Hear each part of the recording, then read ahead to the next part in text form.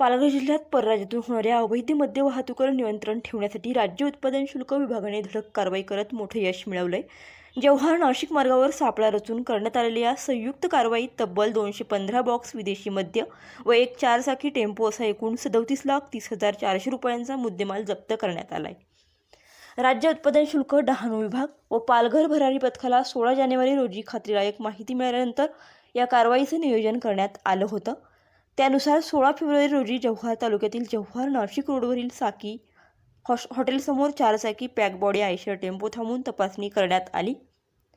तपासणी दरम्यान वाहनाच्या मागील लोखंडी दरवाजावर ॲमेझॉन कंपनीचं पक्क सील आढळून आलं। त्यामुळे संशय बळावून सदर सील तोडून झडती घेतली असता वाहनामध्ये दादर वेली राज्यात विक्रीसाठी ठेवण्यात येणारे परराज्यातील अवैध विदेशी मद्याचे 215 बॉक्स लपवून ठेवलेले आढळले। या प्रकरणी राज्य उत्पादन शुल्क विभागानं गुन्हा दाखल केला आहे। जप्त मुद्देमालामध्ये मद्य वाहतुकीसाठी वापरलेला आयशर यम बूस्टर ई सिरीज टेम्पो अंदाजे किंमत 20 लाख रुपये तसेच विदेशी मद्याचा समावेश असून एकूण किंमत 37,30,400 रुपये आहे।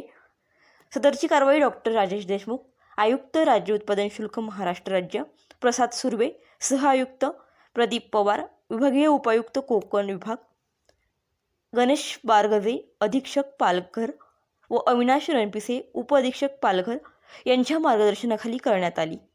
कारवाईत निरीक्षक सुनील देशमुख, निरीक्षक अरुण चव्हाण, दुय्यम निरीक्षक विश्वजित यम आभाळे यांच्यासह इतर अधिकारी व कर्मचाऱ्यांनी सहभाग घेतला असून पुढील तपास दुय्यम निरीक्षक आभाळे करीत आहेत।